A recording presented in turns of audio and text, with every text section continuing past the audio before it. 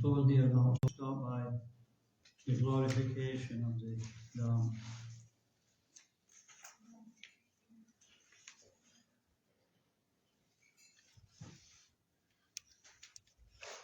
Jaya Jaya Navavipa Chandra Sachi Sutta Jaya Jaya Nityananda Raya Avaduta. All glories to Sri Sachi Nandan, the moon of Sri Navadvip. All glories to Sri Nityananda Prabhu, the Avaduta. Jaya Jaya Sri Advaita Prabhu Mahasaya Gadadhara Srivasa Pandita Jaya Jaya. All glories to Sri Advaita Acharya Prabhu. All glories to Sri Gadadhara Pandit and Sri Vasa Pandit. So this is homage to Sri Navadvip, the abode of the Lord's pastimes. We'll talk about Navadvip. Jaya Navadvipam Savadama Shara Jaya Navadvipa Vasi Gora Harivara. All glories to Sri Nityananda or Sri Navadvip Dham, the essence of all holy abodes. All glories to the inhabitants of Navadvip, the family of Sri Gora. Sakala Bhakata Pade Kariya Epana Sakshepi Vamiha Ana Navadvipa Dhamma.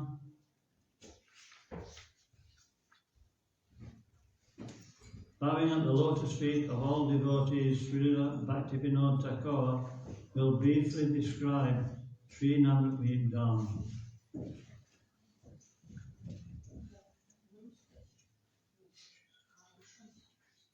Navadvipa Mandalera Mahima Apara Rama Adi Nahijane Varme Sajakara. The glories of Sri Navadvip Dham are unlimited, if even Lord Brahma and other demigods do not know its glories, so who can describe them? So this is the nature of the Holy Dharma. Because it's spiritual by nature, it appears in this world for our benefit, and it gives dimensions so that we can, try to understand. But we should understand that, it tells you the dimensions actually in the Navadvip Dham, aren't you? Mayapur is 2 kilometers across. Oh, interesting. But it's not like that. Mayapur is unlimited, it's spiritual. It can expand itself and retract itself and make itself visible, disappear. Because this is a potency of the Supreme Personality of Godhead. Parasya Shakti Vividaya Surati. Many potencies. Well, inconceivable potencies. And these potencies are actually making everything function.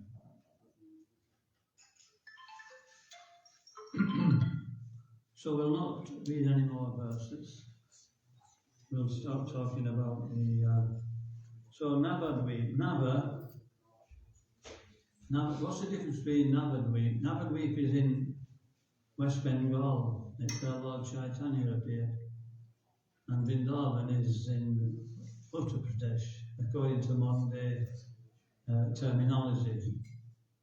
You can't put a designation on the Holy Dharma, but for our understanding, it's in Uttar Pradesh. And Navadvip is said to be non-different from Vrindavan. So is there a difference? Well, what's it say? There is a difference, yeah. Because Lord Chaitanya appeared in one, and Lord Krishna appeared in the other. And they're the Supreme Personality of Godhead in different moods. So the two moods which are there predominantly is called Madhurya. Does anybody know what Madhurya means? It means sweet. It's called sweet shops Madhurya sometimes, don't it? Madhurya. And also there's, besides Madhurya, there's, what's that word? Audarya. What does Audarya mean? Audarya means munificent. When somebody's munificent, they're actually very generous. It's more than generous. Yeah. So both these qualities are in Vrindavan and in Mayapur or Navadvip. But in Vrindavan, Madhurya is more prominent, sweetness. So Vrindavan's best, right? Yeah. But in Mayapur, Ādāya is more prominent. That means mercy. So we may actually, we go to Vrindavan, and we should be careful when you go to Vrindavan. Don't do anything, which you shouldn't do, otherwise it's like multiplying. You get a big reaction. When you go to Navadvip, no reaction. How's that so? Because Lord Chaitanya is so munificent. It's, especially manifested in this age of Kali. Because people can't take advantage of spiritual life so easily. It's very, very difficult that, the Kali Yuga has advanced so much already after 5,000 years. That people are entrenched in the lower modes of nature, and the only way they can come out is by the mercy of an exceptionally merciful form of the Supreme Personality of Godhead. Even Advaita Acharya, he's Lord Vishnu. He creates the whole material manifestation. But he thought, I can't do anything. And so he offered the Tulsi leaf and Ganges water, petitioning the Supreme Personality of God to appear in his form as Gauranga Mahaprabhu. And after doing this for an extensive time, eventually Lord Chaitanya, being pleased, came. So this is our special, benefit in this age that we're actually here only 500 years after Lord Chaitanya appeared. And Prabhupada left in 1977. So what's that? That's mathematics in 48 years ago.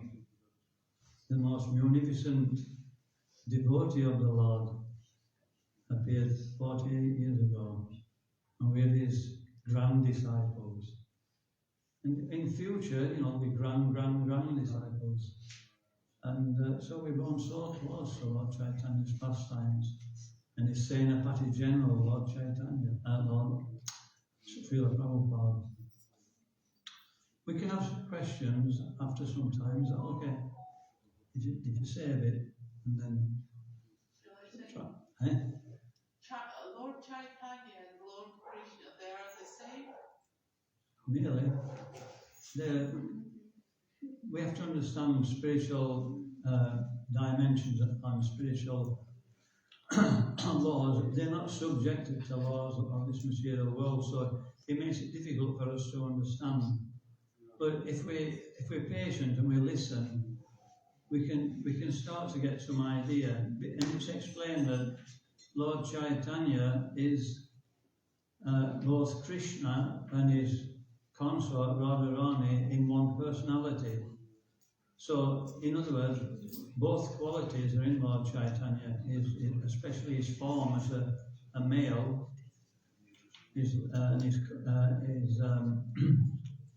so that's the form of Lord Krishna. And his mood as a female is that of Srimati Radharani. And females are more merciful than males, right?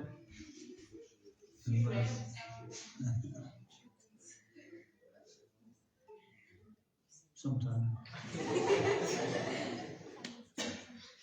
So he has the mood of his counterpart, Srimati Radharani, which is very, very kind, very, very merciful. So he's appearing to experience what it's like to be his consort.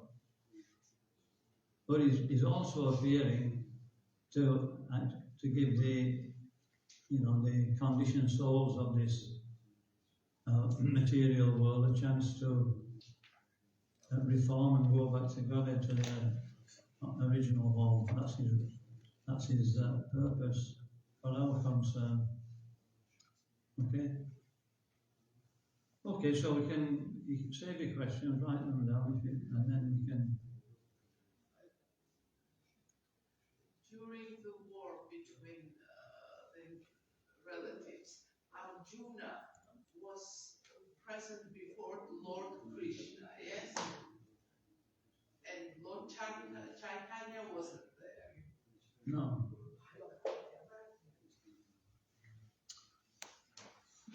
He was in Navadvip. Okay, so Nava means 9, and Dvipa means islands. So it's comprised of 9 islands. In the center is Antadvipa. Anta means within. In the middle of Antadvipa is Mayapur. Remember, 2 kilometers across Mayapur. And then there's 8 petals around the central hall. Simantadvipa, Gokuladvipa, Madhyadvipa, Goladvipa, Mordazrumadvipa, what's the other one? Rudradvipa. Like that, I missed one out there. So all these islands, we have 9 processes of devotional service, right? All these islands represent one of these processes. First one is Shravanam, Shravanam. So the Antadvipa represents Shravanam, hearing. And so this is where the Nityananda started the parikram, taking Jiva Goswami around. It started in Navadvipa, in the center, or Antadvipa. So why is it shaped like a lotus? Why are there so many references to lotus in the Shastras? You know, lotus feet, lotus mouth. You know, it's very. So, you know, but if you have a lotus mouth, I mean, I don't know if you're very attractive. Or lotus feet, they're really difficult to one. So it means a lotus is the most beautiful flower. And so it's actually saying that whatever it's representing, like Krishna has a lotus mouth, it's very beautiful. Krishna has lotus feet, it's very beautiful like that. And so this is how Navadvipa is formed. And so we can start. Jiva Goswami, he was one of the 6 Goswamis. He was one of the youngest. He was such an erudite scholar. He was such a powerful scholar. He said that, you know, he was writing so fast that, you know, they used to write on parchment, you know, leaves which are stamped out into, you know, like paper, and they'd be called kadachas. You put 2 holes in, put some strings through, and then they, you know, it would be like a rough book. And so they were writing so fast. Remember that they wrote with quill and ink. It went with biro, and he'd write on 1 page, and he couldn't wait for it to dry.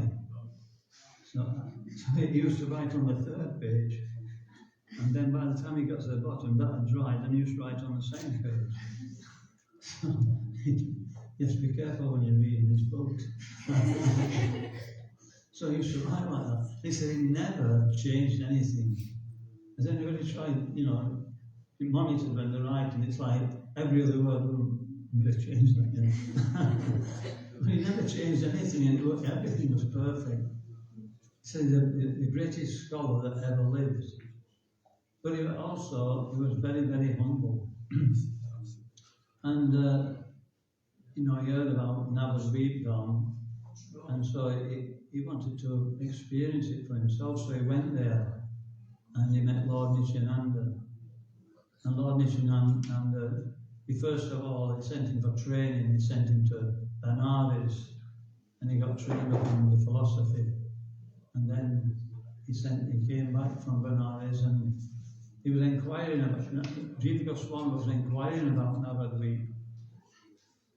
And so Lord Nityananda started to describe it. Then he decided to take him on parikram.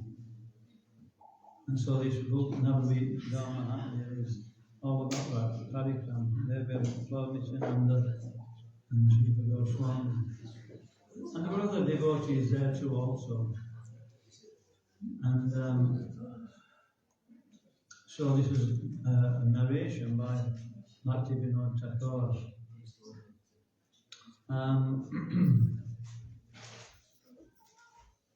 Okay, we can get on with the pastimes now. Some pastimes are trying to.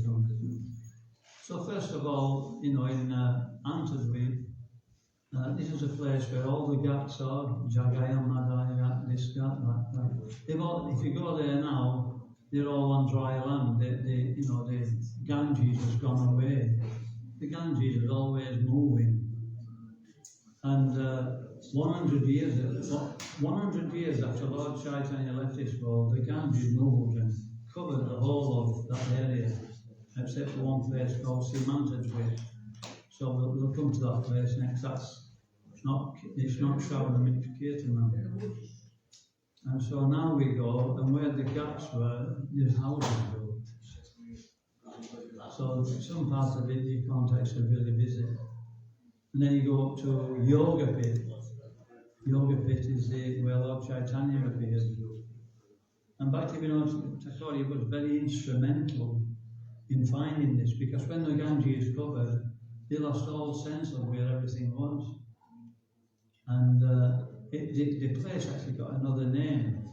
But Bhaktivinoda Thakur, he was going around asking all the old people, some of them 90 years old, 100 years old, about the different names of places and what happened. And he eventually understood, he got an understanding of where Navadweep was. And he came to a spot where there was a huge, not a huge hill, there was a hill, and it was just full of tulsi. And he concluded this is where Lord Chaitanya was born. But he wanted confirmation. We don't do anything without confirmation, do we? Do it? So he wanted confirmation. So he went to Jagannath Das Babaji. He was a commander-in-chief of the Vaishnavas. And he was, I think he was 120 years old. Can you imagine 120 years old? And he had one big stout brahmachari, huge brahmachari, and he used to carry him in a basket on his shoulders.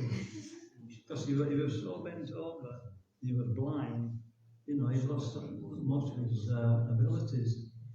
And so he carried him in this basket, and he asked this brahmachari, bring him to this spot. And when Jagannath Das Babaji saw that he didn't see, but he actually, he fell, he jumped out of the basket. He said he jumped 15 feet in the air.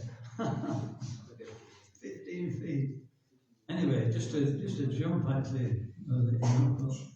And he was shouting, Gora Bhumi Janma.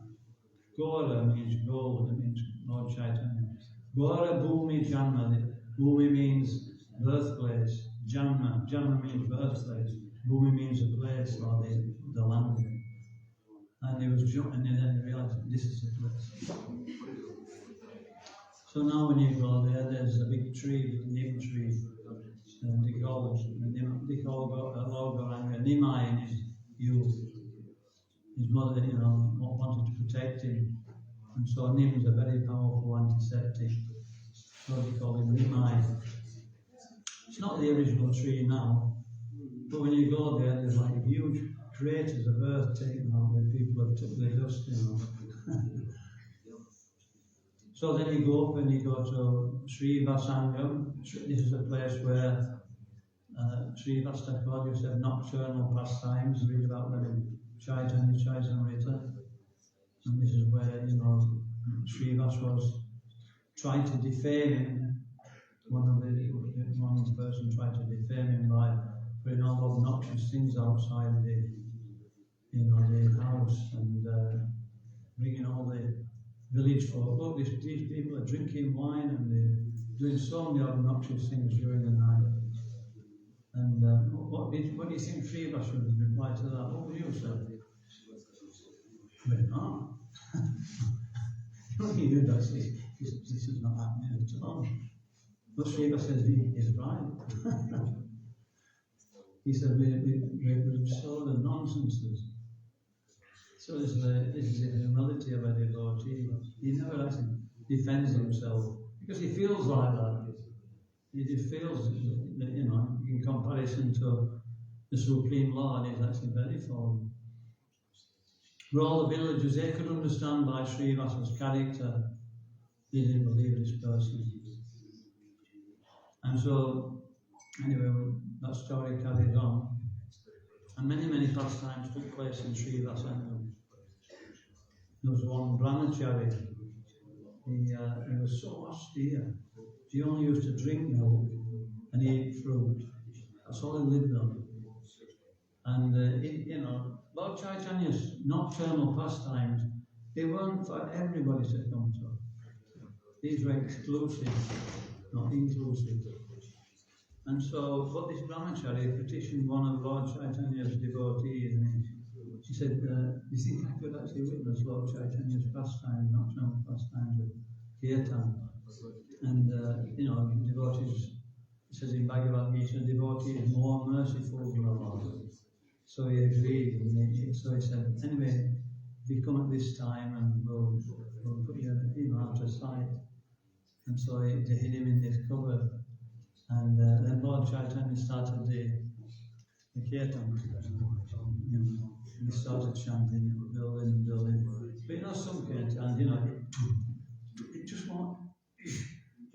just won't take up, will it? You know what I mean? And so that Lord Chaitanya stopped the kirtan. He said, is there somebody here, Srivasa, who shouldn't be here? Oh, no, my Lord, no, nobody here shouldn't be here. Are you sure?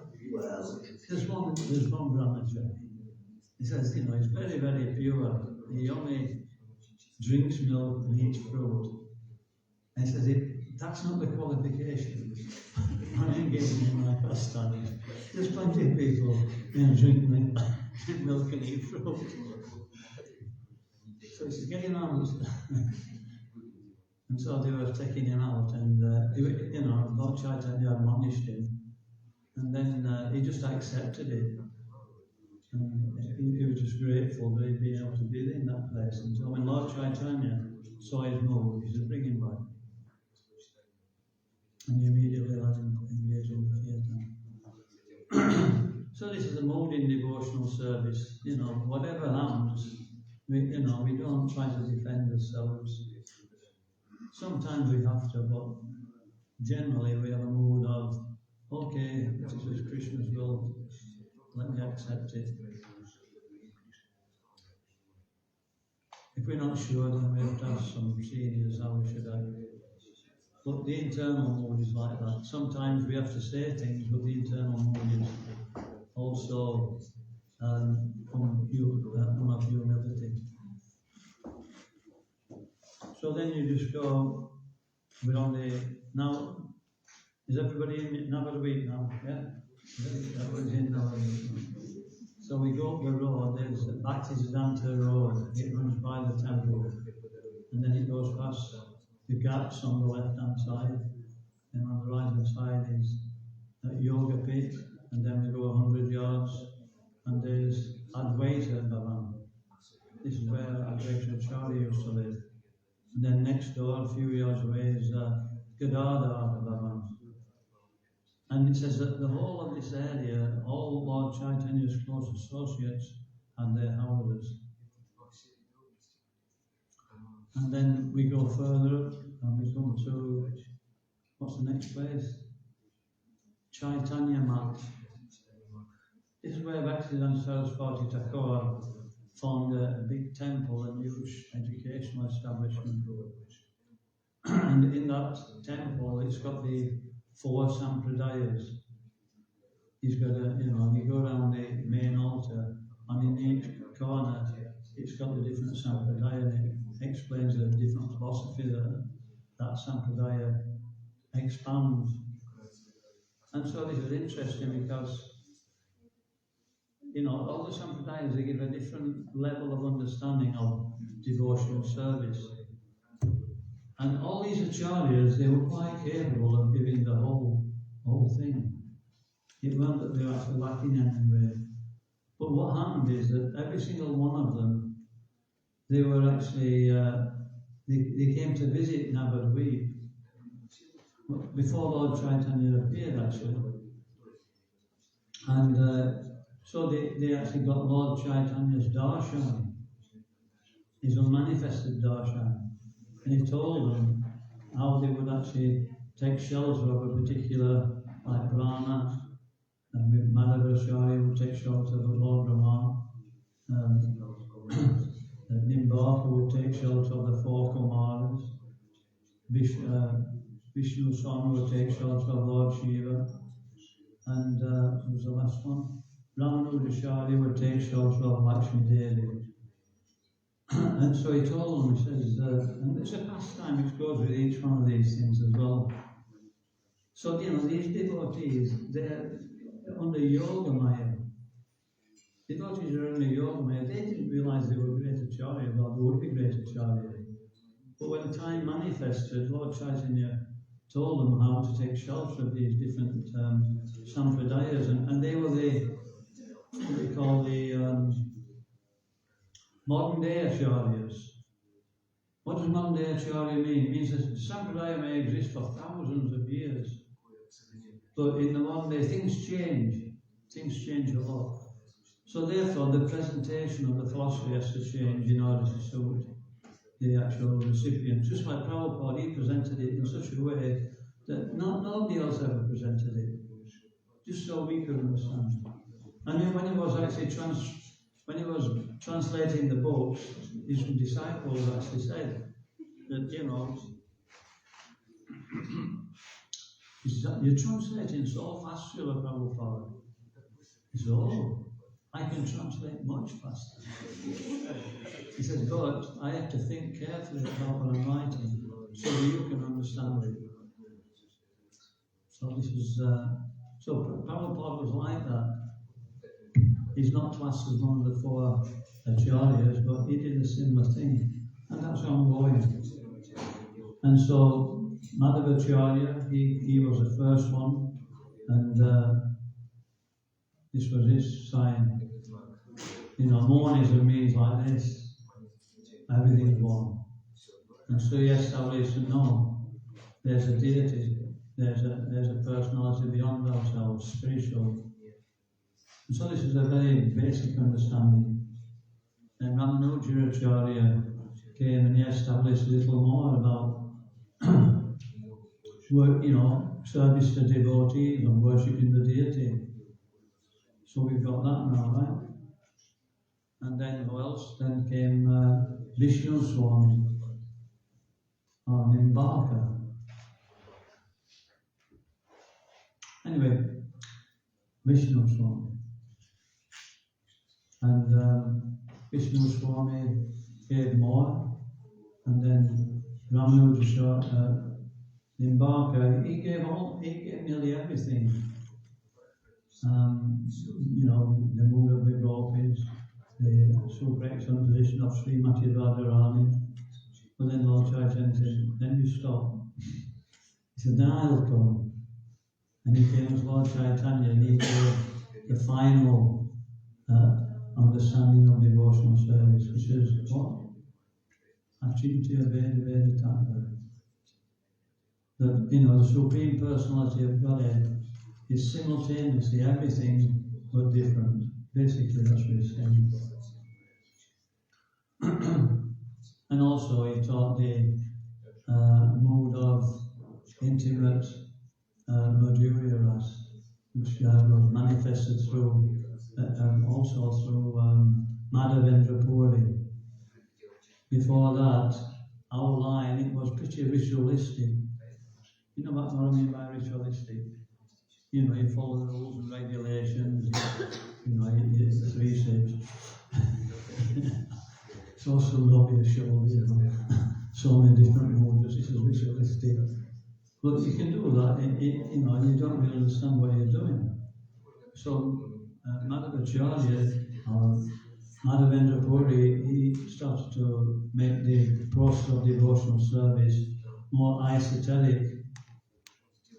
The mood of a devotee in his service to the Supreme Personality of Godhead. So this is Chaitanya Mat.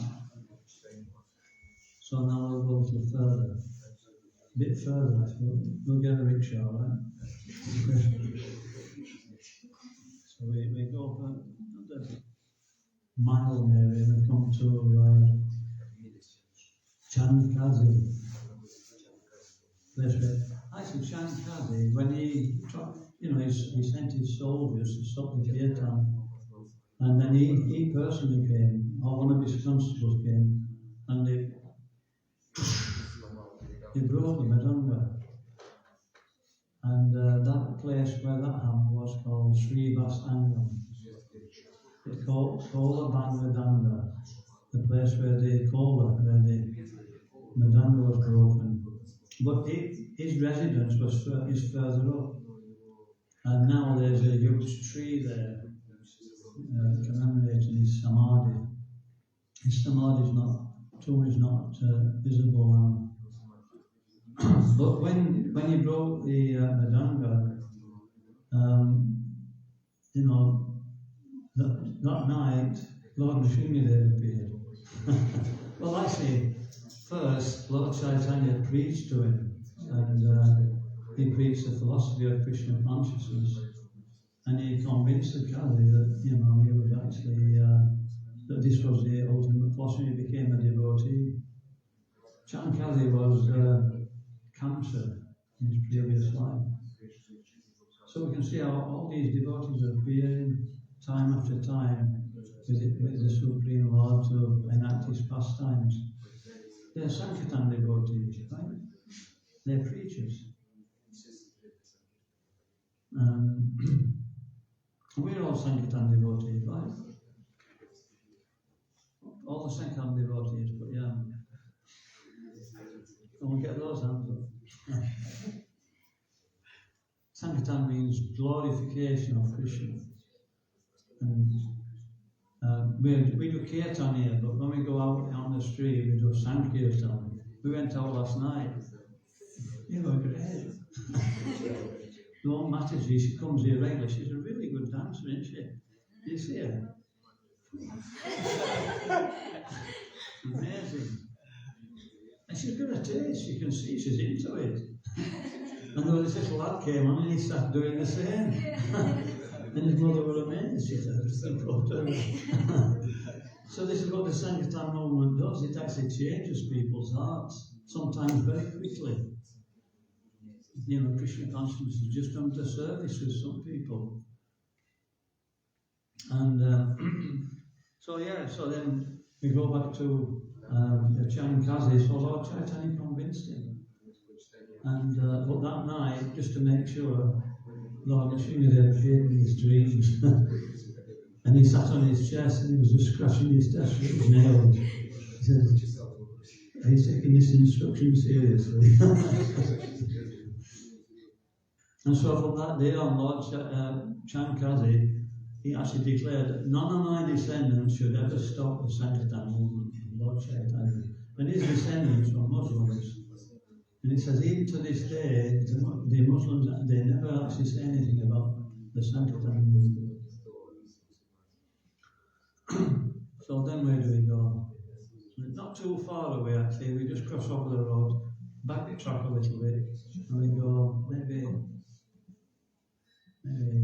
half a mile maximum, and we come to the Jagannath Temple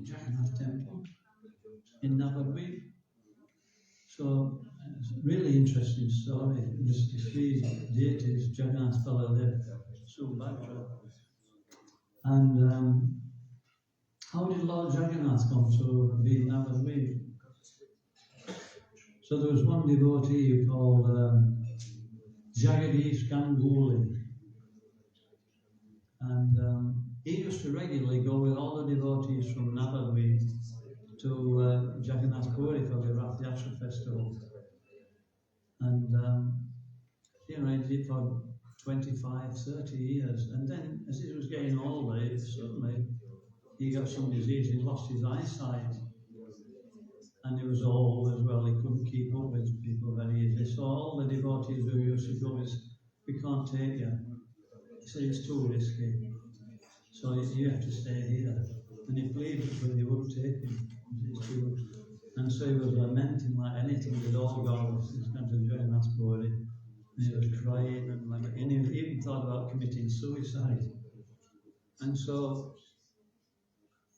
that night he had a dream. And then his voice came, he says, go and bathe in this cat nearby. He says, and then when you're bathing, a log will come and touch your head. He says, as soon as it hits your head, you'll actually get your sight back. And he said, not only that, he says, anyway, he said, not only that, he said, you take this log and you take it to one carpenter and ask him to carve the giant deity.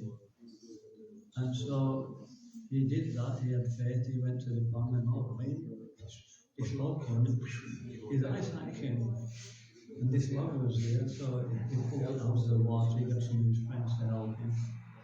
And the voice told him that this carpenter, he won't want to carve it. It's almost impossible for him to carve it. He's got leprosy and he's hardly got any fingers. You know, what's left is very painful.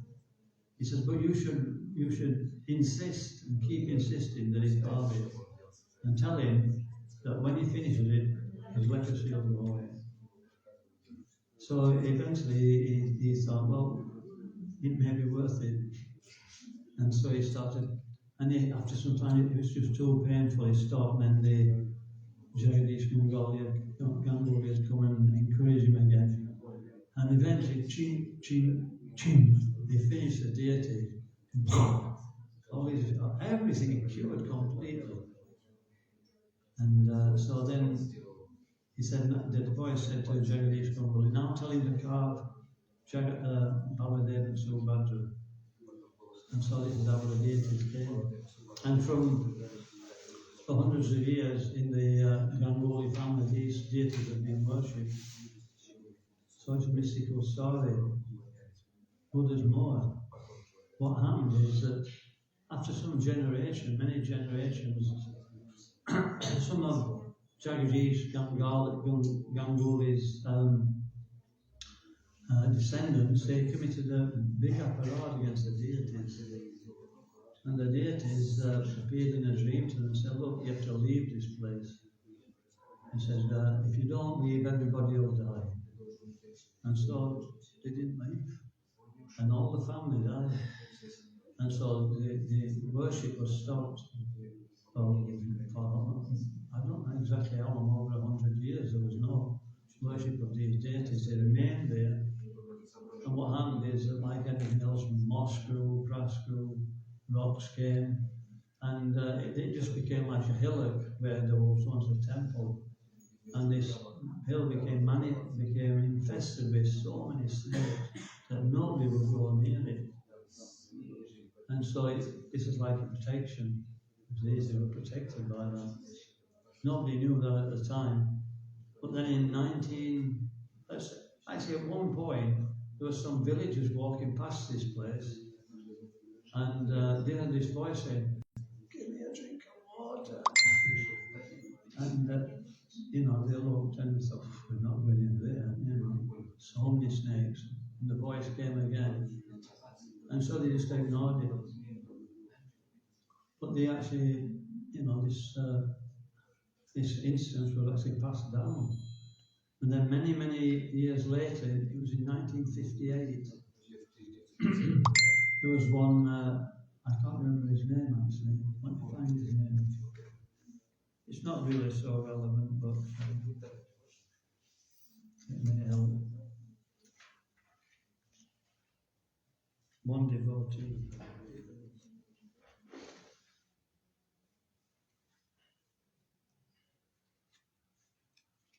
Anyway, there's one person, and he was walking down the road near this place, and all of a sudden he got sometimes you get a strange feeling, a really strange feeling that there's something not right here, and he didn't go any further, and all of a sudden, this tree fell in his path, and he realized, and he got this feeling, if I try to go past that tree, I'll die. So he just got down on his knees and he started praying and praying and praying. After some time, actually the pressure lifted and he looked up and he had this voice. This voice said, okay, the path is clear now, you can go forward. But he thought he wasn't so sure, this is just a voice. He said, well, if it's clear, you go along with me. And so the voice, he suddenly felt himself lift up. And he was just going along the road at top speed, all the way through, through Mayapur, through Antadweep, eventually to the Ganga, over the Ganga, and to his home in Napadweep. In seconds he was at home. And then he had another dream. Now he'd got some faith, and it told him about this place where there was, all covered by grass and old temple covered with snakes. And he told him to go to this businessman who was a pious family and tell him to excavate this place and they'll find Jagannath deities there. And that's exactly what happened in 1958. This Banerjee, I think they called him, and his family, they excavated, and then in their family they started worshipping Lord Jagannath. And then eventually the worship became too much, they couldn't afford it, and so then they passed the temple over to ISKCON. So now it's an ISKCON temple. And near there, probably a few hundred yards away, it's called Kolaveta Sridhar's place. And you heard of Kolaveta Sridhar? Kola means banana. Kolaveta, he was a banana seller. But he was a devotee, a very great devotee actually. And his pastime was that he used to grow bananas on his land. It's not like a rare product in India, bananas, You're not going to get a high price for them. And so he used to sell them very cheap, but at rock bottom, he sold them for the cheapest. And he used to sit there, he was an old man. And Lord Chaitanya used to come every week or every few days, and he said, let's have a look at those bananas, Sridhar. He said, I'll give you half price for them. And Sridhar, used to say, I'm selling them for less than everybody else anyway. He said, I can't make a living this one for half price. No, you should sell them for half price. And he used to argue with him. And then eventually, Lord Chaitanya, he just get up. He picked all the bananas up and run off. And Sridhar was in ecstasy. He used to look forward to him coming and finishing his banana. So, Lord Chaitanya's devotees, they don't always appear to be elevated personalities. But, with an educated eye and understanding of devotional service, we're able to see who's actually a devotee. So then we took an excursion to Sridhar's Swami, Kolaveta Sridhar, and then we came back, and that's it. Actually, now we've crossed over from Antadweep. Anta means within. How did I get the name Antadweep, by the way? Because it is in center. Eh? It is in the center. It's in the centre, yeah. Anta in the heart of Navadweep. But Lord Brahma, if you remember, Lord Brahma, he stole the cowherd boys. The Christians didn't like it.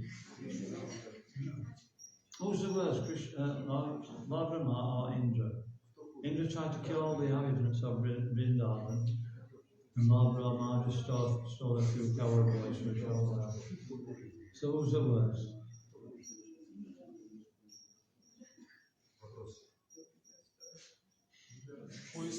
You think it was Indra, wouldn't you? He tried to murder all the inhabitants of Vrindavan.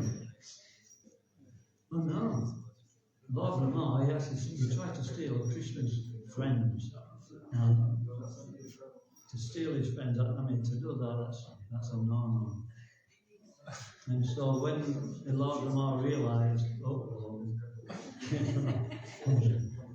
this is God. This little boy is a supreme person. And so he went to, Brihaspati, spiritual master.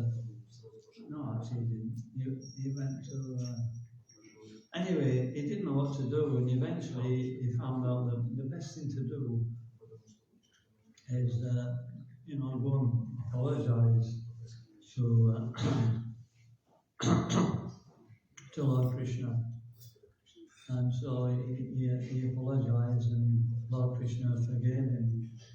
But he didn't feel, he still felt, this thinking, I don't feel really forgiven.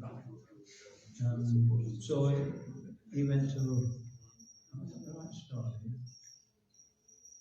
I got the right story. Right, I was talking about India. No, it's Rama, right, it's Rama. You get mixed up sometimes. So Rama,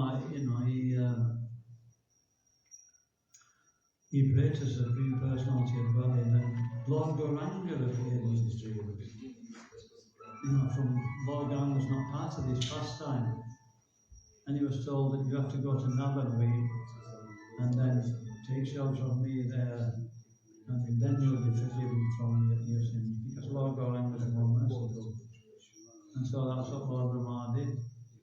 And he appeared, he said, you'll appear in another form as Haridas Thakur. Because Lord Rama, he understood, he said, you were feeling so bad. He felt lower than a worm in stool, they call sometimes. And so he petitioned Lord Krishna actually before Lord Gauranga appeared, and he said, I've got so much pride in my heart, I need to actually have a situation where this pride is destroyed. So then in his next dream, Lord Gauranga appeared and told him that, you'll appear in a Ivane family. You'll be known as Haridas Thakur. In other words, an outcast family. Nobody in the Hindu society would actually show him respect at all. In fact, they'd show him the opposite. You'll be chanting 300,000 names of the Lord every day. So you'll be very exalted also. So by being born in that family, all your pride will be actually dissipated. And so that's what Lord Rama did. And then Lord Gauranga revealed his heart. Remember, Anta revealed the heart. Lord Gauranga revealed his heart. And he said that, actually, I'll tell you why I've appeared in this world. And he told him about, the Sankirtan movement to liberate the conditioned souls. And this is my heart. So this place where he was staying now, this is called Anta. Anta means within. Anta the feelings of the Lord within are in Anta. So now we're leaving. So now we're leaving Antadweep. We're going to the second island. We've already entered the second island when we came to the Jagannath temple and to the Chankazi's tomb. Well, the next place is called Simantadweep.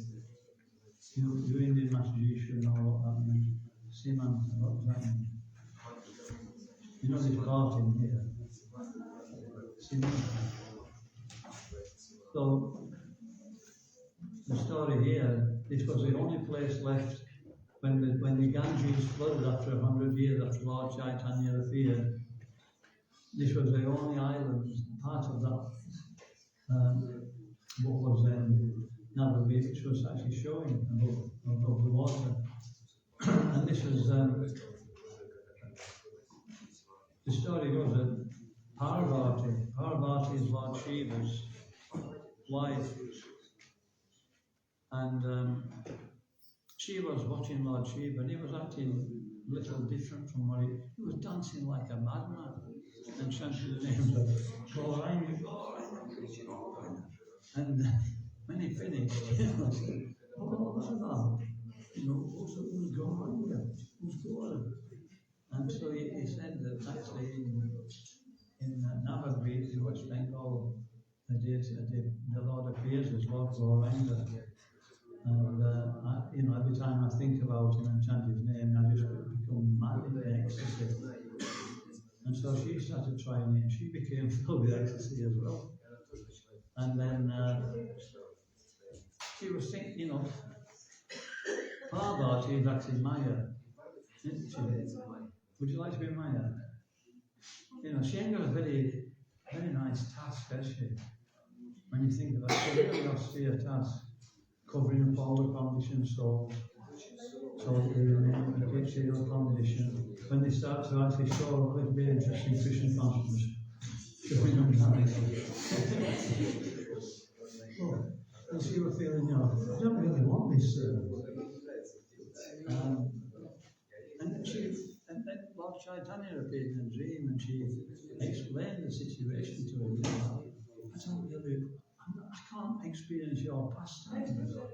I'm just actually, trying to stop people from becoming Krishna conscious. That's how she felt. And then Lord Chaitanya pacified her. No, without you, I can't perform my pastimes. You're the ingredient which makes these pastimes doable. And so she felt somewhat comforted by that. Well then,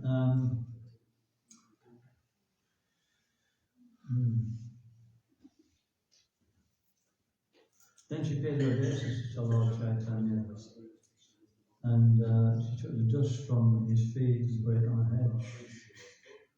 You put a red mark when you're married, and so the Simanta, they call it Simanta Dweep, the place where Lord Chaitanya gave his mercy to Parvati. And so in Navadweep, they call, in Simanta Dweep, they call Simanta Devi. That's what they call Maya in that part of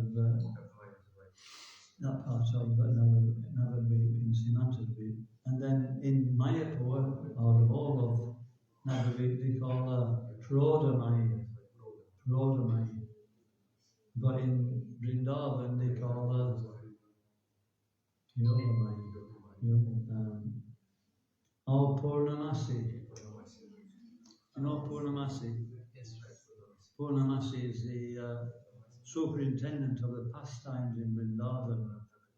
She's like ostensibly an older lady who everybody respects, and she's the one who's everybody goes to when there's something wrong. She'll tell them, oh, do this and then this will happen, and she creates pastimes so that devotees can serve Krishna nicely.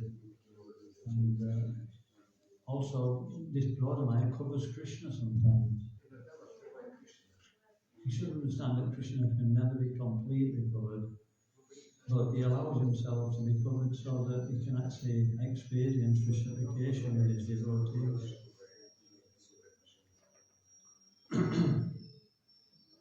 So, one last place in Simantadvip, that's called Belpapur. So, this is where Vrida Shiva. Actually, one nice place is it's 1400 years old. It's a deity of Lord Krishna. And it's so sweet. When you look at him, you think, wow, he just looks like a long-lost friend. You know what I mean? He's on his own. He's like this float. He's got a jolly area. But, you just feel like so attracted to this deity. Usually we have a deity of Radha and Krishna together. This one is on his own. I'll see if I can find the pastime quickly. Otherwise we'll move on to the next week. No. Maybe later on. Oh, well, good, yeah.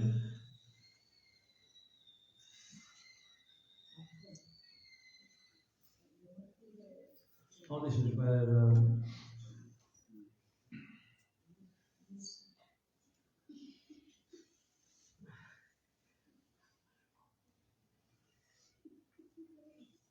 So one Brahman, this is where Lord Shiva lives, Parvati and Shiva. He came to Lord Shiva and he said, what is the greatest gift or the greatest thing in this world? And Lord Shiva said, chanting the holy name, devotional service. And so this Brahman, he took it at face value and he started performing devotional service. And it was one Brahman, there was many Brahmins actually. And so one of these Brahmins, he was especially dedicated to chanting, especially dedicated to the process. And Lord Shiva recognized that. And his name was Nimbaditya. Nimbaditya is another name for Nimbaka. Nimbaka is the head of the Kamala Sampradaya. And he told him, he says, you're especially favoured by the Lord, so I want you to go into this forest, to this certain place, and there, you'll find 4 little boys, the 4 Kumaras. And they were all sat on like a high post. And he went in the forest and they were chanting the holy name. And they were so happy to see him. You never get, people don't chant the holy name, but you're actually a pure devotee. And because of your purity, then they explained about the other 3 Sampradayas, the Shiva Sampradaya, Brahma Sampradaya, and what's the other one? Lakshmi Sampradaya. And he says that they are all modern day acharyas, but we want you to become our modern day acharya. And so that's how Nimbaka was initiated by the Sanat Kumar. He initiated him into the Sampradaya and he became the Acharya. So it is.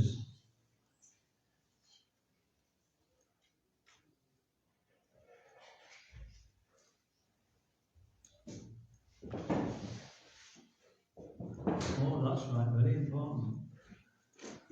Lord Chaitanya said how he came to be a devotee in Lord Chaitanya's pastimes later, because how he became Nimbaka, this was in a previous life. So you'll take birth in the future in my pastimes, Lord Chaitanya told us. And we have to remember that this is unmanifest. It's not in the Chaitanya's Rajamrita. And so there was one famous poet, we call him Digvijay, Kacharava Kashmiri. I heard he came on a horse, but I heard also he came on an elephant. Anyway, he used to come with a big entourage, he was actually going all over India and just defeating people in philosophy. And so, and he was playing all the he was on this elephant, big silk turban, all the best clothes. And so, when that happens, you become a little bit proud, don't you? He became a little bit proud. And he came to Navadvip, because Navadvip is known as the seat of learning. And in Navadvip, all the pandits, they went up so way they hid, because they knew that actually he got a benediction from Mother Saraswati, the goddess of learning. Every time he opened his mouth, Mother Saraswati would speak. And he just defeated everybody by that benediction. And so then they thought, actually, Nimai Pandits are really good scholars. Maybe we could send him as a representative. And so they petitioned Kacharava Kashmiri. And he says, this is just a little boy. He says, he's trying to insult me. And anyway, eventually convinced him that he should actually, he should debate with him. And so he started debating. And Lord Chaitanya asked him to recite the glories of the Ganges. And Kacharava Kashmiri opened his mouth, and within a minute, he glorified the Ganges 100 times in different ways, in 100 different verses. Then he sat like, what do you think to that then? And so Lord Chaitanya said, yeah, but there were some mistakes in that. Mistakes? I don't make mistakes. Where was the mistake? He says, in the 54th verse, you mentioned this, and this. He said, how do you remember the 54 verse? And so he proved it. He'd actually made a double statement, which is not allowed in Sanskrit. I forget what the statement is, the wife of Lord Shiva. And he'd already mentioned by the name of the wife that she was the wife of Lord Shiva, it was like that. And so then, he realized that, I don't know what's going on, he's a great personality. And then that night he had a dream, and Mother Saraswati came, and she said, that is actually the Supreme Personality buried in my family, Lord Govinda. He said, you should surrender to him tomorrow morning. Before that dream, though, when Lord Chaitanya defeated him, all his friends were laughing like anything. This Kacharava Kashmir is dressed in all his opulence, and he'd been defeated by a little boy, so they were laughing. Lord Chaitanya is moved. Lord Chaitanya is not like that. And he told him to stop, and then he glorified Kacharava Kashmir. And so that's Lord Chaitanya's move. When he defeats somebody, he always leaves his pride intact. But anyway, after that dream, Kacharava Kashmiri came and surrendered to him, and so he told him to preach Vaishnava philosophy. So then he became Nimbarka, and he started the Nimbarka. He became the representative of the four Kumaras in that way. So it's nearly past, and we can have a little bit of time for. So we're in Samantha-Dweep, okay? Any questions or comments? You mentioned different levels of devotional service. What's that? Different levels of devotional service. What are they? There's many levels. There's unlimited levels. How many? Like I say, we can actually categorize them. But it's explained in the next of instruction that there are 3 basic levels of devotees. There's the Kanishta Adhikari, the beginning stage. There's the Madhyam Adhikari, the intermediate stage. And there's the Uttam Adhikari, the advanced devotee. So the Kanishta Adhikari is proud of being a devotee and thinks that he's the best devotee. He doesn't tell everybody that, but they think like that. And and then there's the Madhyam Adhikari, who has more information, and he's the most he realizes that there are other devotees, and so he learns to respect all the devotees nicely. And he also has compassion for those who are not devotees, so he preaches. And he worships the Supreme Personality of Godhead like that. very compassionate. And then there's the Uttanadhikari, who is so elevated that he just sees that actually everybody is serving Krishna. I don't know how he sees like that. Don't ask me that question. Because I'm not on that platform, but that's what he sees. And therefore he sees there's no need to preach. Somehow or other everybody's better than me. And so when we get to that level, first of all we've got to get out of the first one. Realize that we're actually in a movement of devotees. We're all in the same situation, so we try to reciprocate with one another, help one another to become better than us, ultimately. This is a mode of devotional service. In this way we remain safe, always pushing and glorifying other devotees, and trying to preach. We preach, we get Lord Chaitanya's mercy. Thank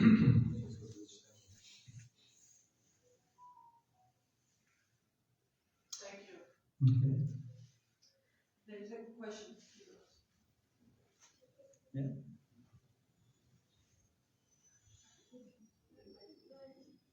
I have a question.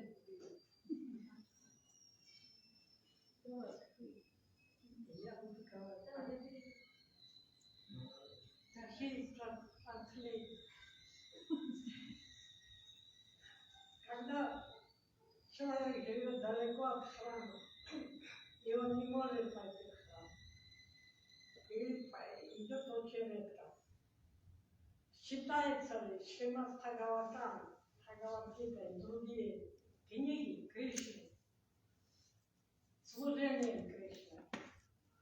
Можно ли довольствоваться этими книгами? What teacher is asking, if a devotee live very far from the temple, can this reading of Srimad Bhagavatam, Bhagavad Gita and other books, reading of these books, considered as a devotional service? Come by reading books, can we still engage in devotional service? But she cannot attend the temple because live very far. Like if a devotee lives very far from the temple, but reading books. Yeah. Yeah, we associate through the internet as well. We hear. Okay. Maybe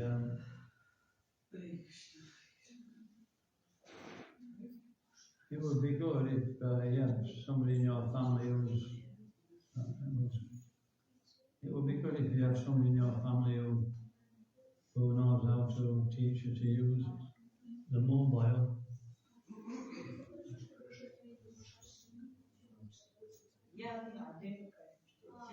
She's alone.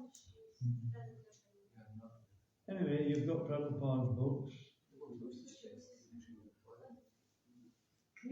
And so Prabhupada, there's one verse in the Bhagavad Gita, Ananyas Chintayanto Mam Yajnana Paripasate Tesham Nitya Vayutanam Yogakshemam Vahamyaham. He says if we try to serve Krishna with exclusive devotion, then he carries what we like. He'll make up the difference what we don't have.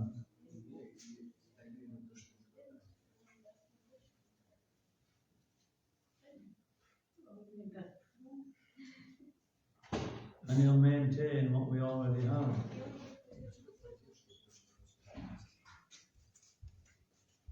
But we still make an effort to associate with devotees as much as practically possible.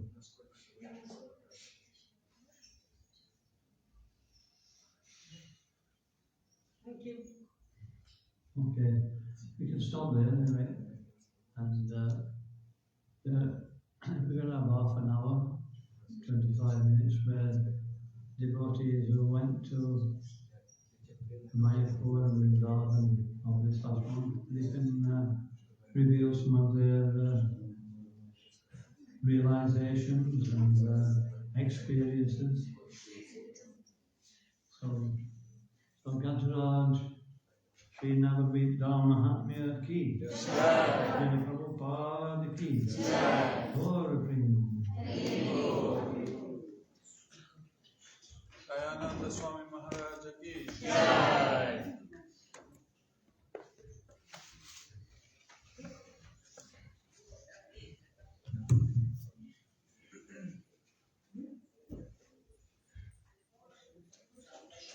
So